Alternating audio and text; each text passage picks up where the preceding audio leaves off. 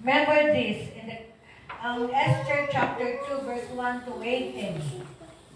It's all about the wedding. It's all about the banquet. Amen?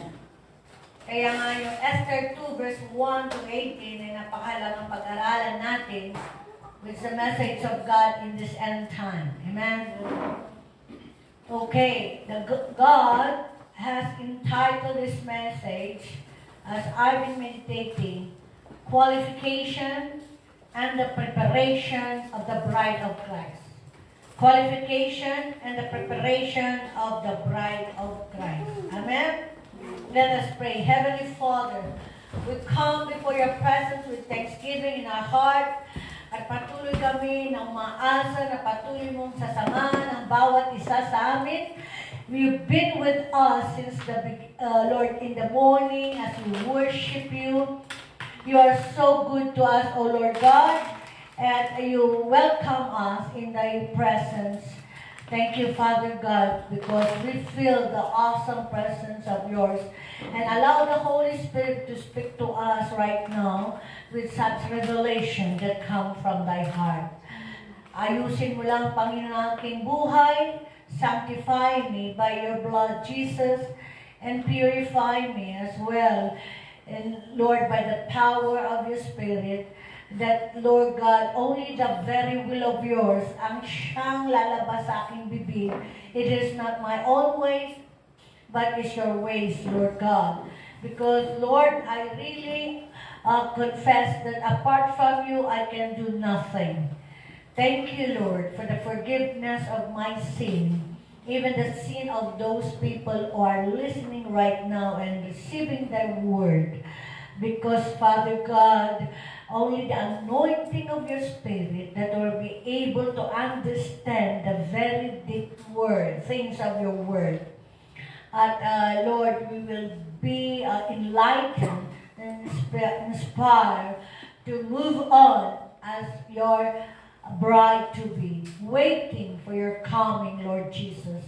Kaya, Panginoon, basbasan mo ang mga salita at hayaan mong ikaw ang madakila, maitanghal, at ang makita o magninning ang iyong gloria sa harapan nito.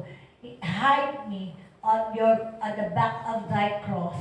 Only you, Jesus, the resurrected Jesus, the glory, the Shekinah glory will shine upon this place, especially in this pulpit, as you sanctify it, Lord. And Lord, dinadalangin ko rin even those in the workplace, in their own home, who open their streamline video FB, Lord God.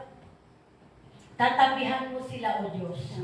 Bigyan diin halaga sa panahon ito ang serbisyo ito, ang makinaid sa iyo, ang makinig sa iyong salita, katulad po ni Maria, na pinili niya po ang umupo habang si Jesus ay nagtuturo. Dahil yun ang mahalagang bagay sa oras nito. Ang panahon ng Diyos ay walang sino man makakaagaw ng anumang bagay. Kaya sa oras na ito, lalo ng mga estudyante, Panginoon, pagtibayin mo ang kanyang panampalataya, pagtibayin mo ang kalusugan nila, dahil the system of this world in their education ay, Lord God, talagang a great challenge in their life. But I pray right now, O God, especially the Yeshua family, and even those who are working in their own time, O Lord God, evening time, Lord, I pray for your power and strength that they must able to fight the good fight of faith and stand still habang sila po ay nakikinig at tumatanggap ng iyong salita. Thank you, but there be a refreshing in each one of us. We bless you, Almighty God, even in this place. You are awesome, Lord God. Oh, you are awesome. Be glorified. Be glorified in Jesus' mighty name. Amen. Amen. Amen. Ang pinaka-center character in these passages, Esther chapter 2, verse 1 to 18, is Esther. Amen? Why Esther? He is the ultimate example as the bride of Christ. Esther, before become the wife of King Xerxes of the Persia Empire, ito po ay nagdaan ng mga iba-ibang challenge. Amen? Kung babasahin natin ang background niya, he was an orphan. She was an orphan. Yeah? At ang uncle lang niya ang nag-alaga sa kanya. At pinalaki siya na may banal na takot sa Diyos at maging masunurin na bata hanggang naging dalaga siya. Is a prophetic symbol of the bride of Christ. Kaya nga, he was so significant na kung saan nagkaroon siya ng libro. Amen? Part of the books, which is the Holy Scripture, is the book of Esther.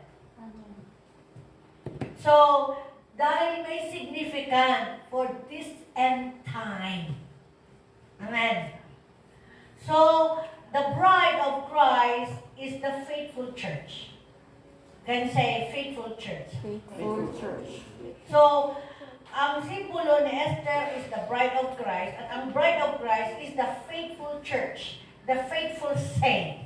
And those who believe in Jesus Christ as their Lord and Savior, who are remaining, yung remain ba, na firm. Alam niyo, yung ating lesson last week, yung message ni Lord, di ba? That during the trouble, you still have to be firm. Amen. You have to stand firm. Dahil there is assurance that the enemy will attack. And never promise of God that we will not face the attack. We will. But God has His own way for us to be strong and overcomer and victorious. Amen. Kaya bilang the church, we are in the last of the last days, ay tumitindi ang digmaan espiritual. Kung saan ang relasyon natin sa Diyos ay doon natutuon na ang attention ng kaaway. To steal and destroy and kill our relationship upon God. Why? It's not about knowledge that comes lang, but the wisdom that comes from heaven.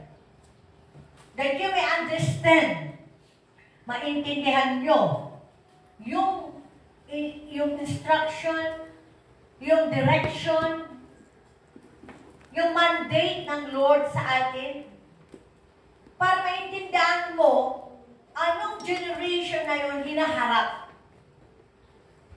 We are in the last of the last days. At dito, ang sabi dito ng Panginoon, that even the very elect, the chosen one, the saint one, the church, will be deceived by the enemy, and they will be seduced by the scheme of the enemy. Kaya nga po, yung pong espiritu ngayon na kumakalat o nag-i-spread is the seducing spirit of the enemy to fall unto his trap, unto his scheme. Amen? Kaya nga, ang sabi ng Panginoon, do not be like the foolish virgin, but be the wise virgin. Because we are talking about bride. Amen? Amen po ba? Amen. We are the wise virgin. Amen. Kaya, sabi sa Ephesians 5:25 to 27, I just want to read all these passages for us to confirm that the church is the bride. And the bride of Christ should be prepared. Husband, love your wife the same as Christ loved the church and gave His life for it. Now, He died to make the church holy. Amen? So, we become holy. We are purified. We become righteous because of the death of Christ. Amen? The death of Christ. He used the telling of the good news to make the church clean by washing it with water. Washing it with water. Washing it with word. Amen. Washing it with the Holy Ghost. Say amen.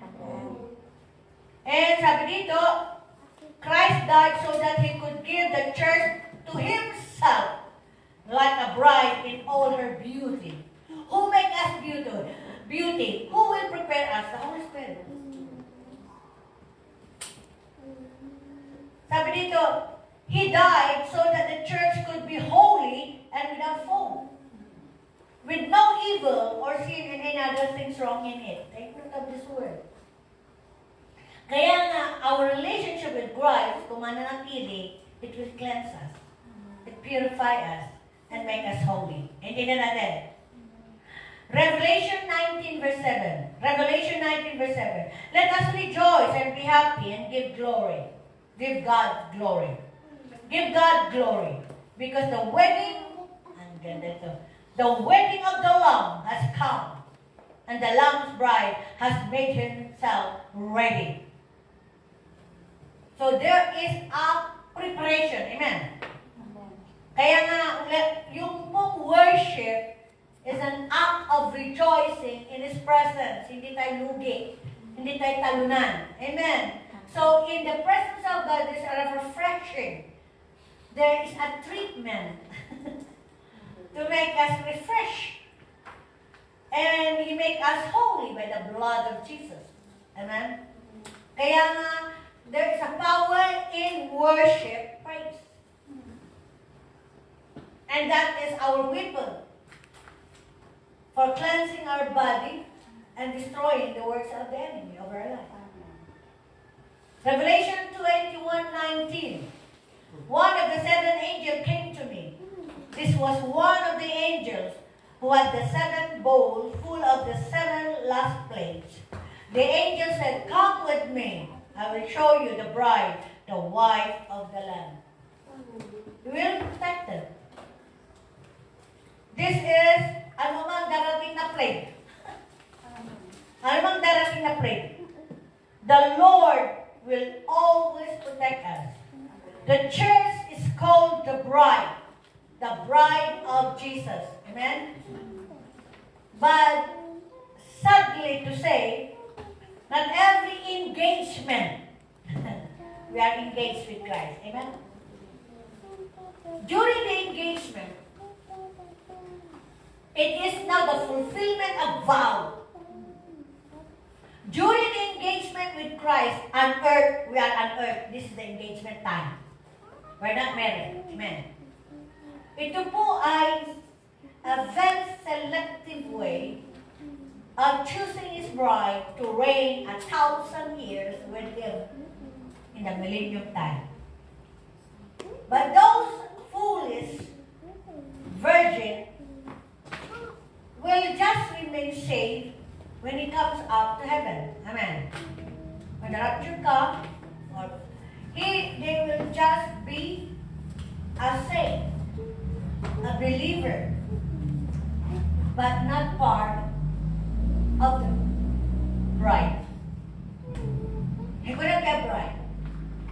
Kaya nga sinasarado nila, di ba? When the time comes that Jesus come and took the bride, the foolish bride is crying that, "Lord, open the door." It is not about salvation. It's about the wedding. In heaven, not all that saint or the church, called the church, if not been faithful, never do his part, we are witnesses of the bride marriage or the groom marriage. Yung ceremonial ng kasal ay mga witnesses na lang sila. Kaya nga silyado yun na ang nasa loob lang na banquet are the wise virgin. Kaya doon din, during the time of marriage, may anguish, may mga iyakan din. Nagsasabi, sana ako rin, ganon. pero hindi na pwede. Dahil ang preparation is not in heaven, here on earth. For you to be selected as the wise virgin or the bride to be. At pagkatapos po yun, ng kasal o wedding in the mid of Great Tribulation, after the rapture. So, ibig sabihin, rapture comes after the first part of tribulation, 3.5 years. Or, after the beast will come to mark his seal to those who don't remain. And the rapture comes. At the same time, habang naggrabe nangyayari dito, there will be a wedding doon. Kaya yung na-rapture din, pero yung foolish virgin, hindi siya kasama sa wedding. They will be a witnesses. Kaya minsan nag-iyakan doon. Dahil sayang. Yung word na sayang. Amen? Kasi, only this bride who are so wise and faithful, sila yung bababa sa millennium year to reign with Jesus Christ. Some of them are Lord, some of them are kings, depende sa martyrs nila, and some will be tycoon and own highest position on earth. Amen? Kaya huwag kang malungkot kung ngayon ganyan lang buhay natin, simple, pero kontento ka. Amen? Dahil darating ang portion natin. 1,000 years. And that's I'm waiting for. Amen? Tapos sabi ito, Revelation 22 verse 17, the Spirit and the bride say, come. Everyone who hears, they should also say, come. And all who are thirsty may come, and they can have the water of life as a free gift if they want it. So it is not all our bride. Kasi ang nagsasalita nito, Spirit and the bride. So there will be salvation, but not all that is saved will be the bride. Intindihan natin. The church is called to be Jesus' bride. Dahil nakakalungkot na, di ba? Hindi lahat. During the engagement time, it ends up in a victorious trip to the altar. Hindi lahat. Not every engagement ends up in a victorious trip to the altar of Christ. So how can we prepare ourselves, make ourselves ready for the presentation to our spiritual bridegroom, Jesus? We will be presented by the Holy Spirit. Because the Holy Spirit is in. Amen? Hallelujah. So, the church is called to be the radiant bride of Christ. 2 Corinthians 11 verse 2. It says, 2 Corinthians 11 verse 2 says, I promise you to one husband, to Christ, so that I might present you as a pure virgin to Him. So the church that called the bride of Christ must be pure virgin. Amen? So the members of Christ's church are promised. They are the promised one. We are engaged now to Him. Are you engaged with Christ?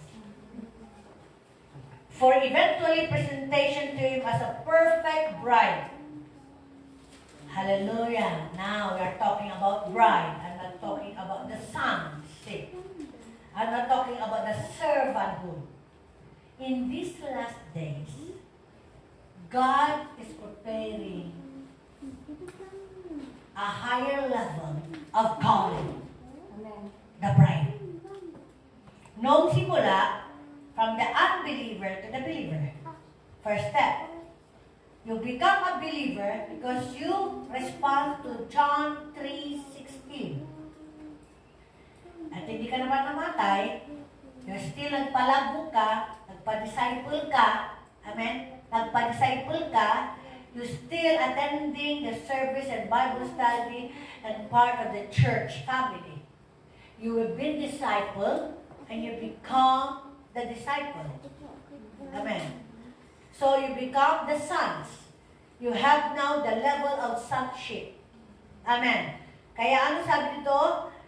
Those who have believed in His name, those who have faith on His name and believe in His, even to believe in His name, He gave the right to become children. Children. So, ibig sabihin, in the process, naging children ka, kaya milk, baby, diba? Pinapakain ka ng Word of God, pinapakain ka ng Diyos.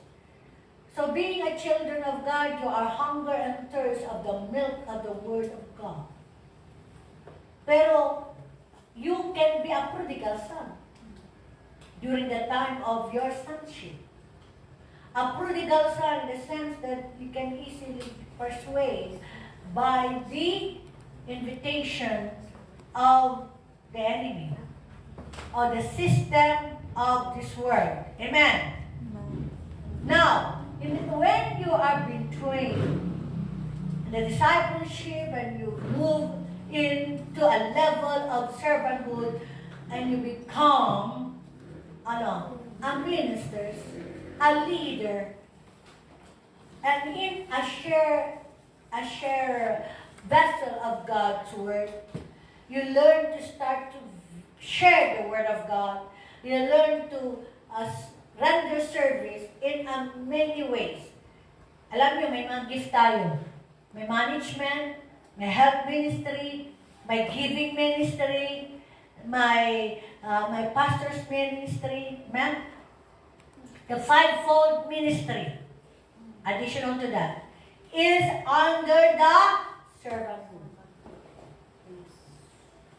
So when you are existing of teaching and influencing others, and sharing gospel, evangelizing them, ministering them, you are in the servanthood. And there's a reward also. Amen? May reward yan. Pero, if you are a servant, at the same time, lover of Jesus Christ, it's different. Pag lover ka, you become a martyr. You're a serving because katuwang tayo eh. Amen? Pag sabing bride ka, katuwang ka ni Jesus. Can say amen. At kung katuwang ka, katulad ng husband and wife, they are both magkatuwang. Walang sabi natin na hindi pwede magkahiwalay. Ano yung vow? In the engagement time, which is our wedding, our marriage vow, pero this is the engagement vow to be a bride of Christ. You must remain and be firm till the day you come or till the day you go home with Christ. That you must stand firm and remain for better and for worse. Hindi lang for better ka maniwala sa Panginoon. Amen. Even in the worst situation that you are facing, you must stand firm of your faith. No one should snatch you going down and be paralyzed. The more that you be energized, and the more you fall in love in serving God, because love, expression of love is service. Amen. And everything you do now is out of your love of Christ. Not for yourself. Not for your glory. For the glory of Jesus, the groom. Amen? At yun po, nai-love ka, yun po yung oil. By the power of the Holy Spirit. Because when you fall in love, ibig sabihin, the Holy Spirit keep refilling and infilling. Ano yung kanta kanina? Fill me with power and truth. Fill me with love from you. You satisfy me. That's the truth. Yun po yung love song. Amen? You are declaring. Now, for sickness and for health. Kaya yung mga sinasabi, siguro ganyan, kaya nagkasakit siya dahil pinapaan siya ng Lord. No. Wala kang karapatan husgahan. Amen. Because part of the test is your health and your, sabi, whether in good health or in sickness, walang bibitaw sa Diyos. Ano ba yung vow ng marriage? Which is our engagement vow with Jesus. Is for riches and for poorer in the eye of people on earth. Kaya kahit sabihin mo natin ang pananaw ng tao, mahirap ka dito, hindi yan ang dahilan, aagaw ng pag-ibig mo sa Diyos. Kaya nga, you still have to be, ano yung sabi niya, stand, affirm, at saka be proud of Jesus Christ in your life. And do not belittle of yourself. Amen. Okay, do not belittle of yourself. Amen. Even in the grabing problema mo, even in time of persecution, even in time of great trouble, even in time of poverty, kasama yan. Kasi nung araw, hindi nila, hindi ka maghihirap. Kasi service at basta mag-serve ka sa Panginoon. Today, in the end of the end time, that kasi yung paghihirap, that is the feeding time of Jesus as a sonship. You're just a child. You're just a children. And a servant. Now, servant and the bride. Dalawa yan. Amen? Amen. Sa panahon na ito, walang sinong mag-agaw ang panahon mo para sa Diyos. Kahit mamak ka, kahit malait ka, kahit mabitray ka, kahit pang sabi natin na harapin mo mga negatibo man na sinasabi ng tao. Pero ang Diyos na buhay ang nakakaalam. You're standing before Him. Sabi nga yung anong araw, yung mga makata, kahit tibak man, tabak, susulungin niya, makamit lang niya ang pag-ibig ng dalagang yun. Mga makata ng araw. Yun is God today. Amen? Yan ay para sa Diyos. Amen po ba? Amen. So, the member of Christ Church are promised. Amen? We are engaged now to Him for eventual presentation to Him as a perfect bride. So, bawat isa sa atin, in this due time, we will be presented by the Holy Spirit to Jesus Christ. A pure virgin to be married to Christ in a profound spiritual union. Kaya kung dito sa lupa, ang vow na yon sa kasal ay after kinasal ka. Kay Jesus Christ, ang vow na yon is before the marriage of the Lamb. Engagement vow. Amen? Amen. Kasi, pag nandun ka na, hindi na kailangan maghirap ka pa. Amen? All will be joyful, glorious, plenty, rich. Lahat ng positive will be experienced. Richness, holiness, righteousness, happiness, a glorious life, full of blessing, wala na pong putol, at wala nang pighati. No more sickness, no more sadness, and no more death or suffering. Amen? So, let us see. What are the qualifications of the bride as per Esther's story? Kaya nung binabasa, actually we are sharing this with mga pastors. Pero hindi ko pa i-come out to a teaching or a message of God. Hinanap ng kupa muna. But now is the right time. Amen? One of the qualifications to be the bride of Christ is must be a citizen of King's kingdom. Must be a citizen of King's kingdom. Ano ang verse 3 of chapter 2? Let the king choose leaders in every province of his kingdom. Then let the leaders bring every beautiful young virgin to the capital city of Susa, so that these young women will be put with the group of the king's women, and they will be under the care of Haggai, the king's eunuch, who is in charge of the women, and give beauty treatments to all of them. So, anong simula? Believer ka muna. Receive Jesus Christ as your Lord and Savior.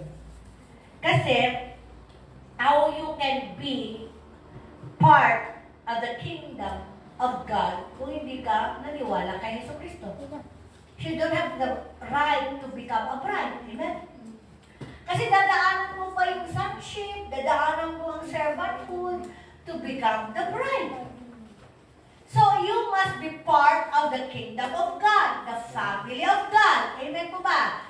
And the family of God are those who receive Jesus Christ as their Lord and Savior, has the right to become the bride. Amen. So, number 1 qualification, must be a citizen of King's kingdom. Number 2, must be a virgin. Esther chapter 2 verse 2, then the king's personal servant had suggestion. They said, search for beautiful young virgin for the king. Virgins. Plural to virgins for the king. When the Bible uses the word virgin, meaning purified and with self-determination. Purified and self-determination. Kasi kahit ma-purify ka, kung hindi ka naman determinado, magpatuloy, wala kang firmness, pwede kang hilahin. Pwede. Lalo ngayon ang paraan ng diablo is through. Actually, one of the battles today is the false teacher. Persuading ang mga magagaling, matatalino. May mga karisma. And they use it in a practical way ang kanilang mga turo. Nakakasilaw. Nakakalinlang. And the Lord said, even the very elect, the more you are listening to this false teacher, false prophet, false pastors, false messenger, you will be addicted. You will be seduced and be a victim. At pag nahook ka na, mahirap kang lumabas. You know, di ba sinabi ko lagi, what you hear is the food of what you read, what you hear, and what you smell and taste will be the food of your soul. Spirit. Amen? Kaya nga tayo ngayon, mayroong sinabi ni Jesus na, be careful, be watchful, pray, so that hindi ka malinlang. Amen? Because even the devil will use the word of God more than you know. Almost perfect. He used the word of God almost truth. Almost lang yan. Hindi truth. So, very thin. Kaya ka malinlang. At pag na-consume yan ng iyong kaluluwa, ng iyong kaisipan, ang hirap mong hilain ay makawala. Only in the power of prayer and only in the power of praise and intercession that person in this last day can be. If we will not stop praying, if we will not stop claiming the soul, then it can release. Iba-iba lang ways. Huwag ka lang tumitingin sa immorality, huwag ka lang tumitingin sa mga kasalanan na physical, pero hindi mo ba alam na mas matindi ang spiritual? It's here. And it's here. Later on, lalabas ang muli. It's not a position. It is the knowledge that you have been eating. Amen. Even pastors, leaders, workers, who be the servants of the living God can be deceived. So, be wise. Amen? Be wise. So, sabi, when the Bible uses the word virgin, meaning purity and self-determination, the church is called to be the radiant bride of Christ. 2 Corinthians 11 verse 2. I promise you to one husband, to Christ, so that I might present you as a pure virgin to him, to be his pure bride. Amen. Pure virgin, pure bride. Ang Lord, ang Holy Spirit lang, ang pwedeng maggawa sa atin, gagabayan tayo. Direct us into righteousness. So rely on the Holy Spirit. Ang nakakalungkot, marami na pong mga pastors, mga Christians na misled. They don't even rely on the Holy Ghost. They don't believe in the power of the Holy Spirit. Come on, church, in these last days, we must rely and allow the Holy Spirit to invade our heart and mind. Amen. He must. So keep worshiping, keep crying, keep, sabi, my heart and flesh cried out for you to fill me up. You satisfy me. You see, fill me. Your flesh and your heart crying because there's a battle, spiritual battle, a real battle that we are facing. Begins in the spirit and then eventually into the natural realm. Amen. So the member of Christ Church are the promise.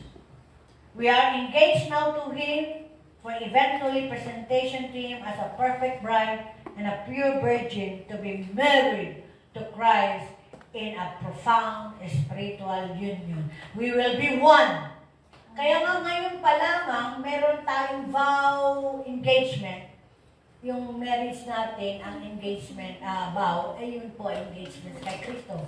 Because if Christ is in you, who can be against you? And Jesus said, I am, if you abide in me and my word abide in you, amen? Diba? So, ibig sabihin, there must be oneness. The Lord we should have union and communion with God's Spirit. And today, ang sa atin ngayon is the Holy Spirit because Jesus Christ right now is in heaven interceding in behalf of us.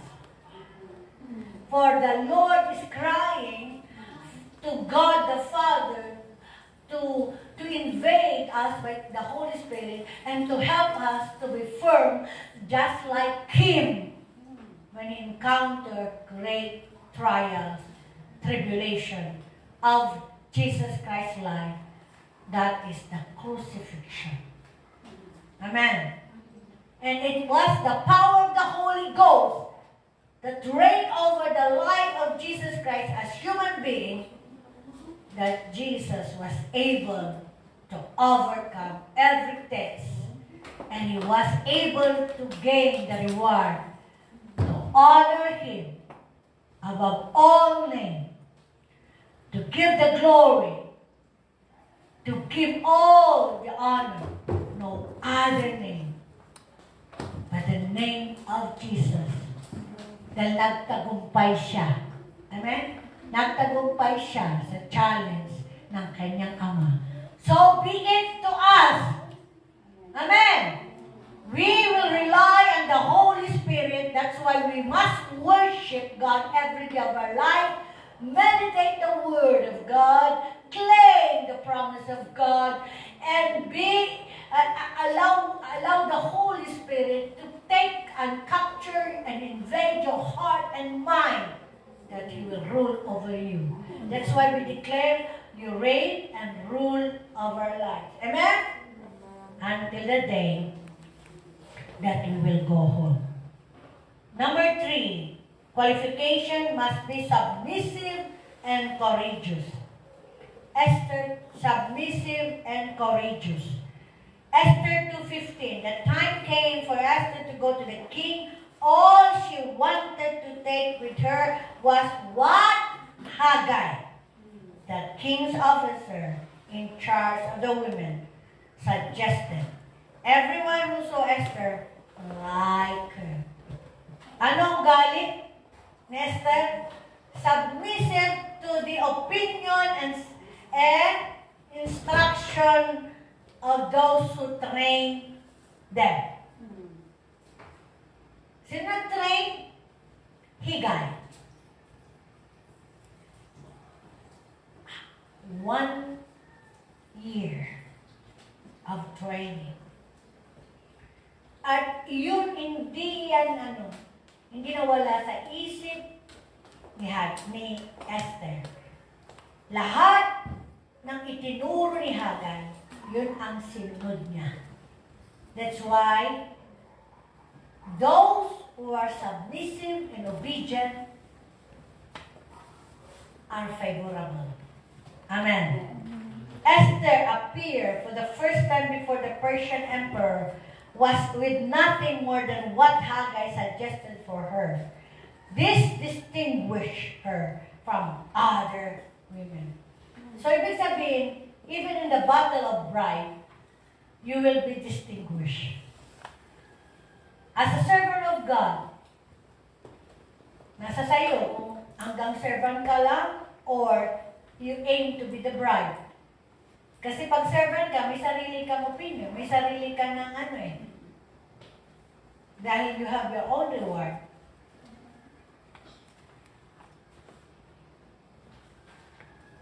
When you are trained, sasabi mo, mas magaling ka na sa teacher mo. Gusto mo yung gusto mo na lang. And that time, you cannot submit because the ego was touched. Pag kasi na-train ka na, akala mo marunong ka na, pag salungat sa gusto mo, ang sasabihin at ipapagawa, and even if they discipline you, you will react. Magre-react ka dahil ang ego na ay tumaas na. But the bride to be will not. Submissive to all the instruction because he was being prepared for the best yet to come. Preparation for the best yet to come. Revelation 14 verse 4. These are the ones who did not do sinful things with women. They keep themselves pure. Now they follow, and this is the word, now they follow the Lamb wherever he goes. They were brought from among the people of the earth as the first to be offered to God and the Lamb. So as we follow the instruction of God through the servants, then we are have the assurance that we are one that are qualified to be prepared. Qualification muna ito, wala pang preparation. Qualification lang, ha? One important attribute of the faithful church is that she does only what God's revelation tells her to do. Kung anong sinasabi ng Holy Spirit, yun ang gagawin. Amen? Yun ang a faithful church. In contrast, many others who call themselves Christian follow their own opinions and chase every idea that sounds good or trendy. Kung anong trend ngayon, sumusunod. Oh, a question ko to. Remember, the enemy now using media, multimedia, the Facebook, the Messenger, especially the Facebook. There are so many apps that influencing the mind, even the Christian, will fall into it. Adopting, akala nila is that brings joy, the flesh. Satisfaction of the flesh. But it against the law. Ano example ko? The acts of being a man to be a woman. You are born who you are. Are you not satisfied that you are a man or a woman? You know that it's written, even a joke would not allow. At ang daming pastor bumagsak dito. Buti na lang, di pa namatay ano. You'll still repent and come back. Amen? Thank you, Holy Spirit. Tumigil yun eh. Many rebuke and pray for that.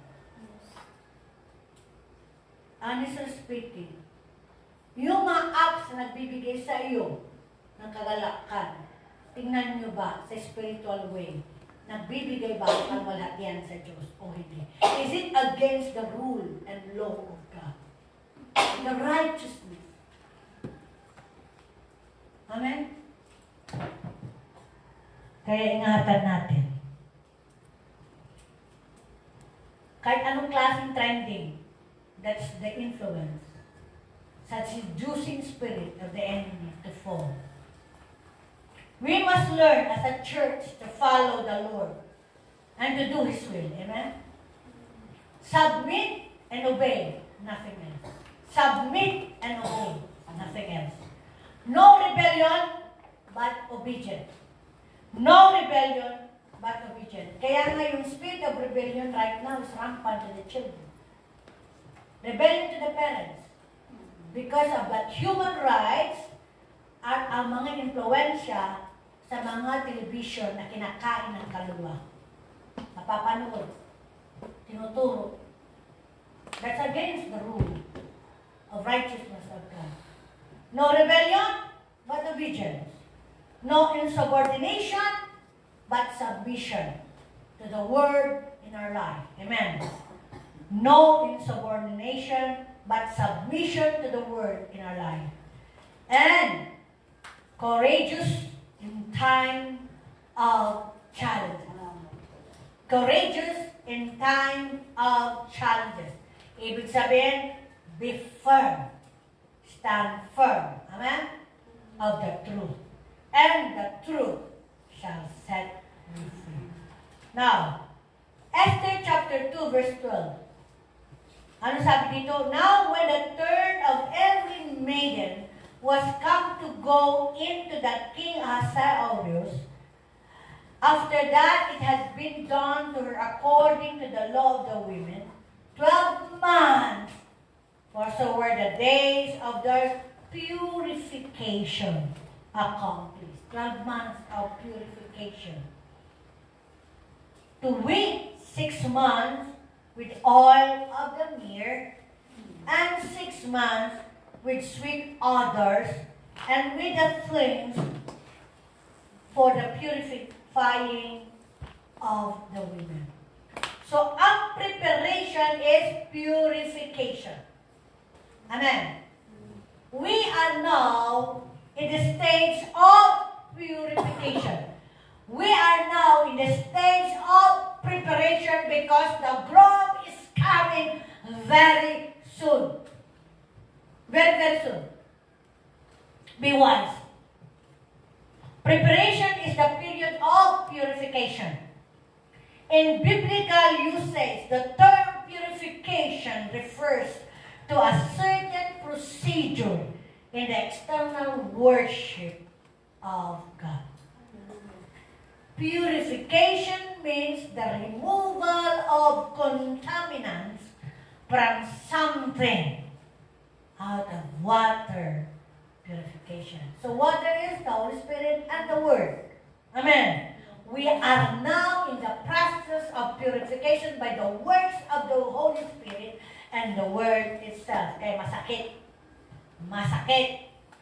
Nadidisiplina tayo. Because the Lord says, whom I love, I discipline. For us to remain wise virgin. The process of making something spiritually or ceremonially clean. Purification of the mind. Nagsisimula sa isip. Through thoughts or reflection and contemplation of meditation. So, feed your mind to the right food. Hindi na natin. Sabi ng Lord, di ba? That you renew your mind of the things of heaven.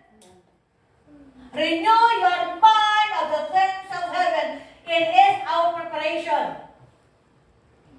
Nagsisimula sa isip at lalabas sa puso hanggang sa bibig. Malalaman kung na-purify ka, depende sa mga salitang lumalabas sa bibig. You may become a saint because when you are able to ask forgiveness before you die, saved ka. Saved ka. Pero you cannot be a bride.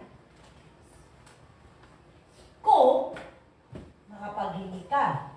Kaya we have still have to fight the good fight of faith of our loved ones. Amen? Never give up. Dahil ang sabi ng Lord, even yung panalangin ng patay, if it's righteous, ay effective pa rin at powerful. Amen? So do not give up interceding for our loved ones and our own family. Amen? Second, thank you. Kaya nga yung pag-asa natin. Because sabi ng Panginoon, He will listen to the prayer of the righteous. Amen? He will listen. To purify oneself means to consecrate oneself. We must consecrate. Wala tayong magagawa. We are now in the preparation. If you are qualified. Number one, preparation. First preparation is 6 months with oil of myrrh. Esther 2:12, 6 months with oil of myrrh. Nandoon, di ba? The anointing oil used to anoint the high priest was made of olive oil with mixture of myrrh and other spices. At doon mo makukuha sa Exodus 30, verse 22 to 31. Basahin nyo na lang, Exodus 30:30, verse 20 to 31. And also in Psalms 133. Doon mo makikita yung anointing of oil, hindi lang olive oil. It's a mixture of olive oil and myrrh and spices. Amen? Oil is a symbol of the Holy Spirit. And myrrh is associated with death and burial of Jesus. John 19:39. Sabi ito, oil is a symbol of the Holy Spirit and myrrh is associated with the death and burial of Jesus. In John 19:39, Nicodemus went with Joseph. He was the man who had come to Jesus before and talked to him at night. He brought about 100 pounds of spices, a mixture of myrrh and aloe. Aloe vera yan. So most true believers experience an initial phase of their spiritual lives, focusing mostly on regeneration, restoration by the Holy Spirit, which is the baptism in the Holy Spirit, and the significance of Jesus' death on their behalf. It's about atonement and forgiveness.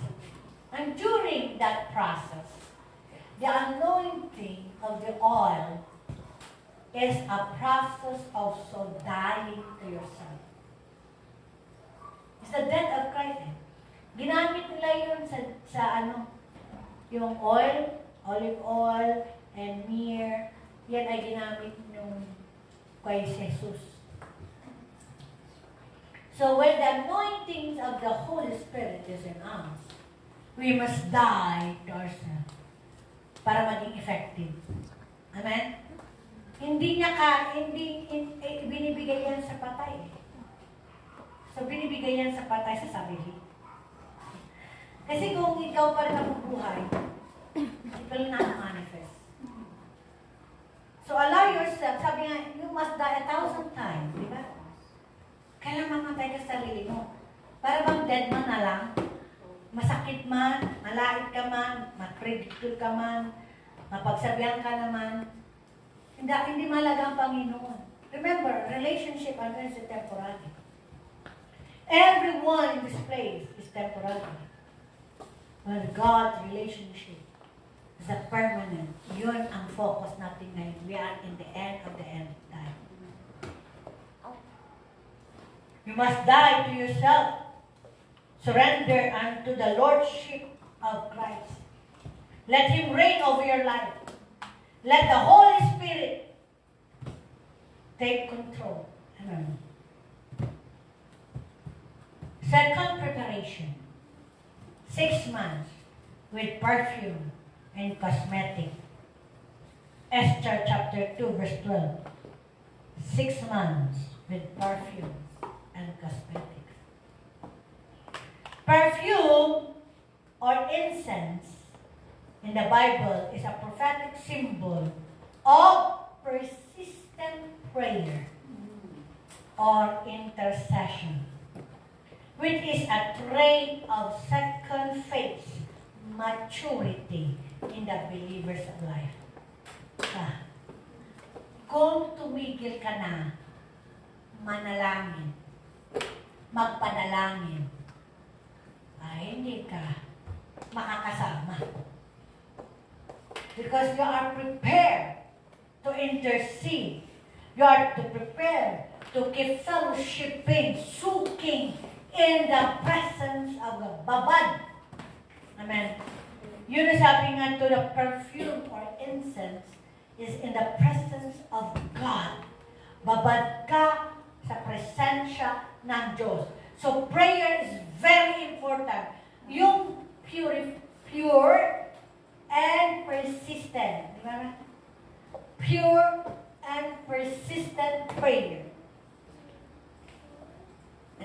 is a perfume. Galing naman, sabi ko lang nung binabasa ko to. Kaya, the bride must be an intercessor. The bride must everyday desire the presence of God. You must keep praying. Lagi kang manalangin. Lagi mong hilingin ang manahan, ang Holy Spirit sa buhay mo. Lagi mong hilingin ng kalooban ng Diyos ang masunod sa buhay mo. Lagi mong hilingin ng kanyang kalakasan para ikaw ay maging matatag. And soak in the presence of God. Actually, ang intercessor, it doesn't mean na keep requesting. You just worship and remain in His presence. Amen? And the Holy Spirit will move. Amen? Hallelujah. In John 19:39, Nicodemus went with Joseph. He was the man who had come to Jesus before and talked to him at night. He brought about 100 pounds of spices and mixture of myrrh. Amen? So, in that way, makita natin yung perfume naman is incense.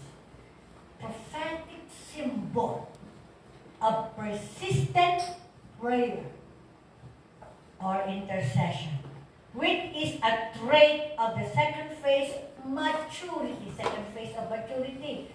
Bride Ang first place, maturity, servant. The purpose of cosmetic is to correct or cover minor imperfection in the bride's face. And this speaks of sanctification, the correction of remaining faults and delicate sin. So we will be corrected. By the word of God, we will be rebuked. Kaya kung nagbasa ka ng Biblia at ang message ay nakakasakit, damdamin mo. Ibig sabihin, tinitrain ka. Amen? Amen. Amen.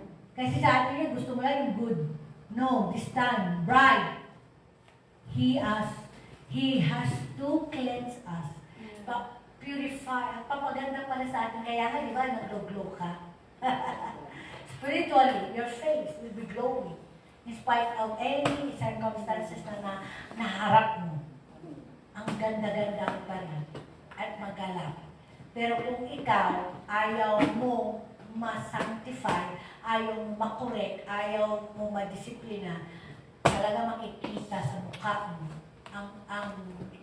ang dilim at pangit. Amen? Hindi ka kaya sa Panginoon. The third preparation, the bride, which is the last, tatlong preparation lang, is the anointing of the Holy Spirit. Second is, you will be disciplined, correction, so persistent prayer and intercession, persistent in the presence of God, persistent in fellowship and union and one with God. And the third is, the bride has made herself ready. Wala nang pagdududa. Complete, unbreakable, unchangeable na pag-ibig niya sa Panginoon. Do or die. Di ba siya si Esther? Do or die. Kung hindi siya na-train, hindi siya ganyan. The anointing oil used, yung do or die, sabi niya, the bride has made herself ready. She come prepared, beautifully dressed for her husband. Ang dress natin is righteousness. The cloth of righteousness of Jesus is upon us. At walang filter, dirt, contamination. We are washed by the blood of Jesus and the Spirit of the living God. At mananatili yun. Kahit anytime the Lord will come, nandoon. Because you are consistency na ginagawa mo ang preparation. Ang sabi to, for the wedding of the Lamb has come, and his bride has made herself ready. Fine linen, bright and clean, was given her to wear. Fine linen stand for the righteous act of the saint. Righteous act of the saint. Ang mga ugali mo, ang mga salita mo, ang mga ginagawa mo are consider your cloth. Amen. Ano ang narito? Anong nariyan? Lalabas yan. Kahit ano pang gawin natin. Revelations 19 verse 7. The wedding of the Lamb has come, and his bride has made herself ready. Hallelujah. Revelation 21 verse 2. And I saw the holy city, the new Jerusalem, coming down out of heaven from God. It was prepared like a bride dressed for her husband. The first passage above explained that this preparation or fine linen of the bride of Christ is actually the personal righteousness of the believer. Personal. Ikaw mismo. Kaya kung dati, Wala kang ginawa kung magbatikos ng ibang tao, kung ang dati walang ginawa kung magchismis, ay hindi ka the bride.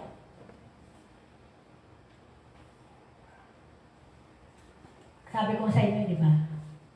Things are found. When I give life, or I give death. I give victory, or I give loss. The spiritual consistency, faithfulness, complete honesty, wow, grabe ano, complete honesty are all attributes of the sanctification that make us ready for the rapture.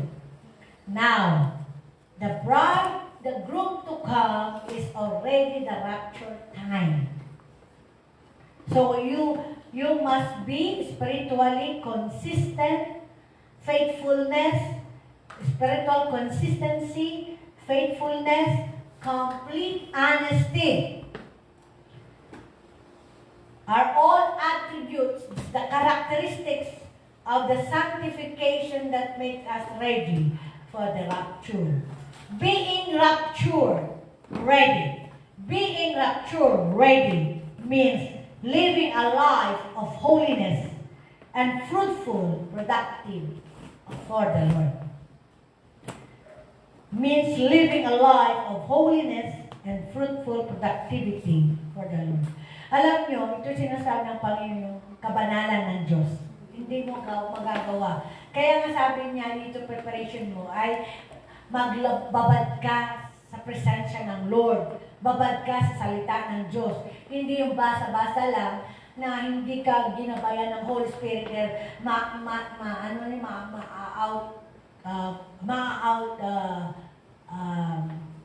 connect ka sa truth. Kasi it can be a pride to us when you know so much. Ang ego mo lalabas. Nakalimutan mo na ang revelation from the Holy Ghost. You are just a vessel. Amen? At the same time, yung sinasabing fruitful, productivity, lumalabas ba ang katas ng Holy Spirit sa buhay mo? Lumalabas ba ang katas ng Holy Spirit sa buhay mo? You can now read Galatians 5:22-23. At the same time, you become an influencer of others. Amen? Kasi ang akala nila, yung productivity, evangelism lang. I'm sorry. Today, kahit hindi ka magsalita, nasa radyo, nasa television, nasa newspaper, nasa paligid mo, nasa daan, ang mga sistema ng evangelism. Kaya nagiging ano lang sa kanila. Normal lang, walang dating yung mga iba. But if the Holy Spirit will really use you, and you are prepared, then God is perfect time, He has chosen. Kasi ngayon ang panahon ay preparation of the bride. Marami nang alam ang iba ng kaligtasan at marami rin tumanggap sa Panginoon na wala na. Because they are not prepared. They are qualified, but not prepared. Kaya qualification and preparation. Only those who have qualified are to be prepared. Teach and direct by the Holy Ghost. Pero kung refuse mo, you cannot be under preparation. God's goal or purposes for us is spiritual maturity. Ang purpose ng Panginoon sa buhay natin ay magkaroon ng spiritual maturity. Yun yung the bride. Righteous one. That we attain the whole measure of the fullness of Christ. Ephesians 4:11-16. Ephesians 4:11-16. Ito yung measure of the fullness of Christ na ni-request ng Panginoon na manatili tayo. Amen? Kaya an extended period of beautification and preparation of these women will be required to prepare them for the presentation to the king. So our extension time and process is for our purification and beautification at the coming of Jesus Christ. So remain. Kung nanlamig ka na, bumalik ka na habang may panahon pa. Kung wala ka ng energy, kasi nga kakainin ka na ng system ng mundo, puro na lang sa trabaho nakita mo, puro na lang yung oras mo naman para sa Panginoon, wala na. Ang mga kabataan, we pray for them because the system of education right now ay kinakain nila ang oras para sa Panginoon. Kaya yung siyempre they're weak. Your spirit is willing, but your flesh is weak. Ganon din sa atin. Kaya huwag kang magtaka. Saka na lang, saka na lang. Huwag kang magtaka. At huwag kang tumingin. Amen?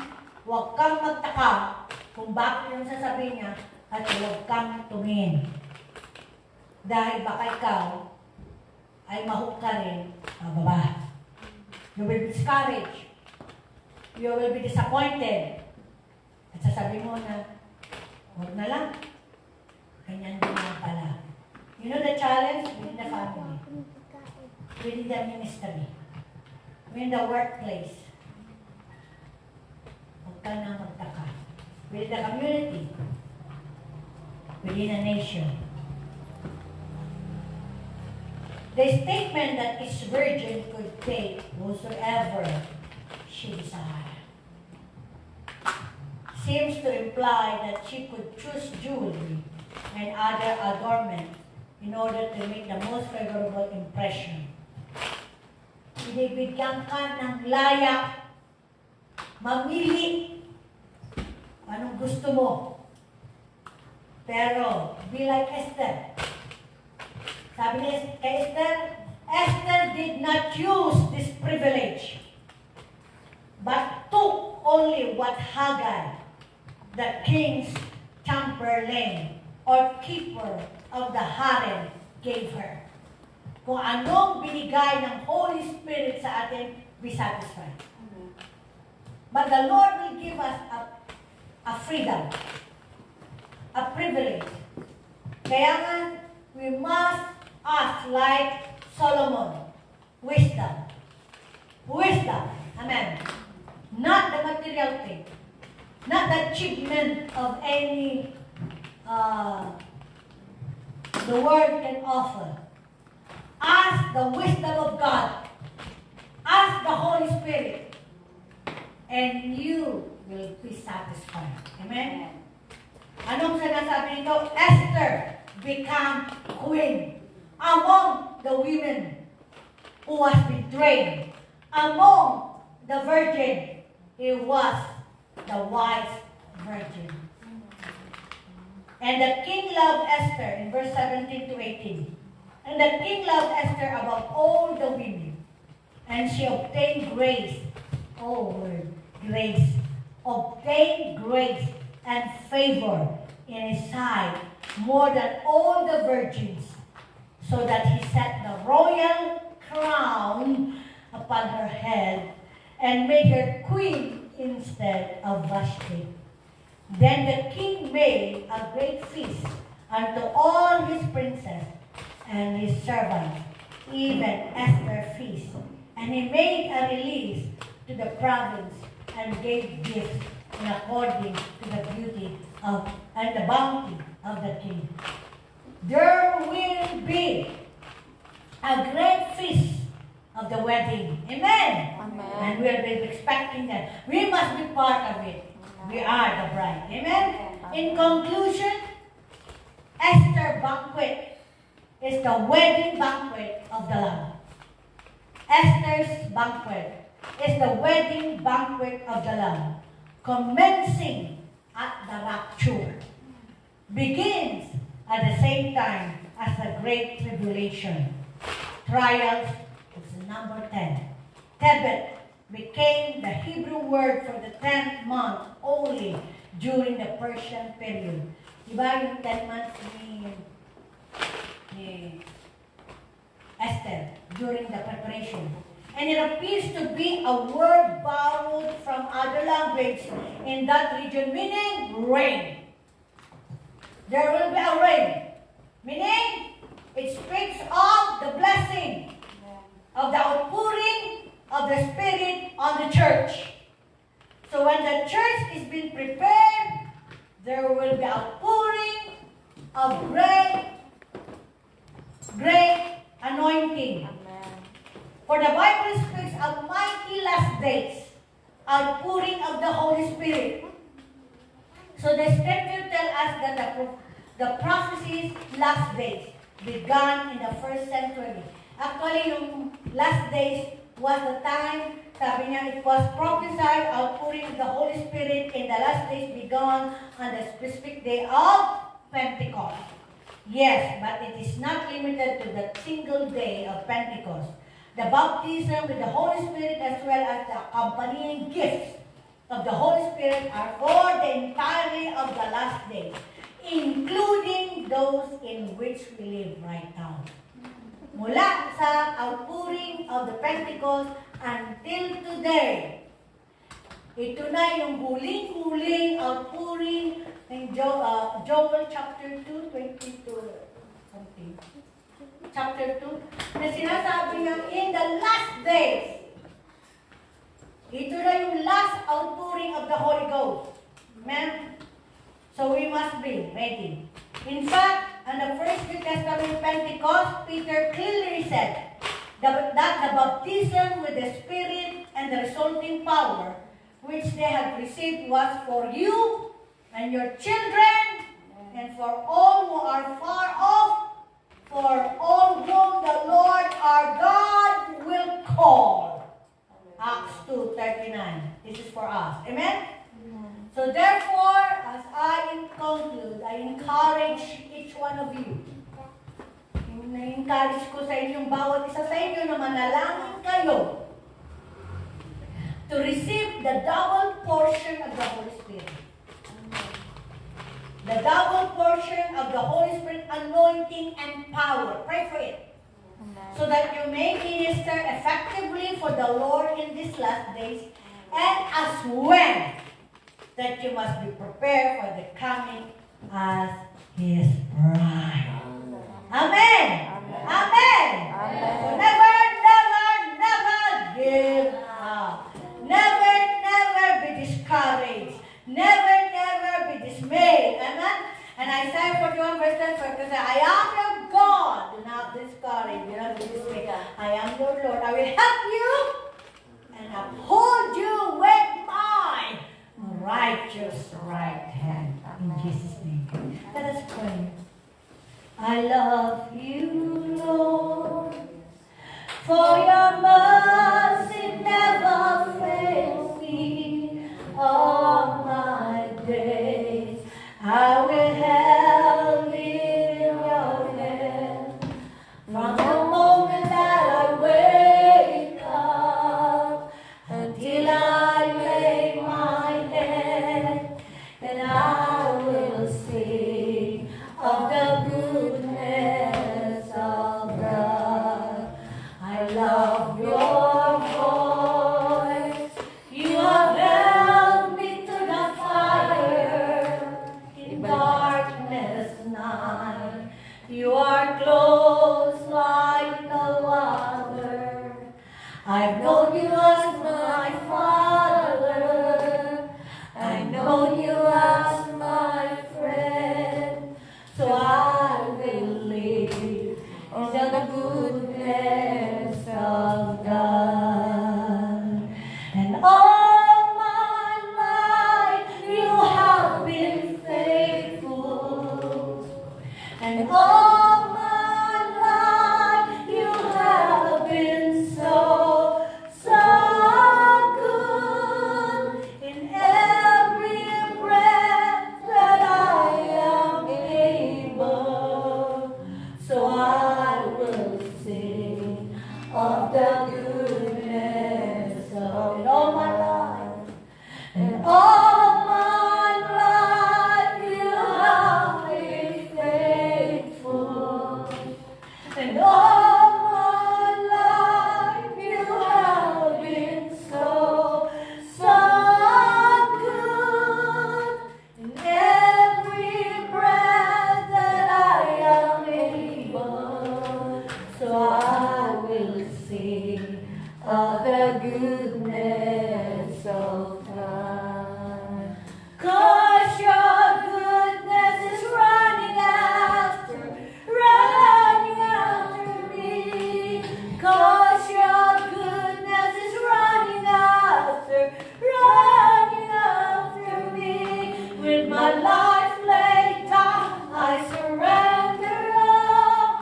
I give you everything. 'Cause my life laid down, I surrender all.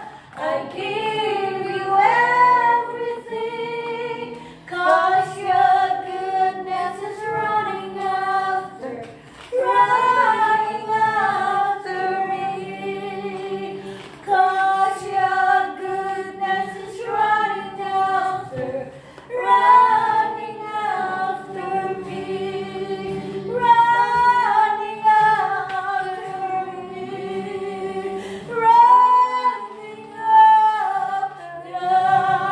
me. Hallelujah, hallelujah. Oh, Lord,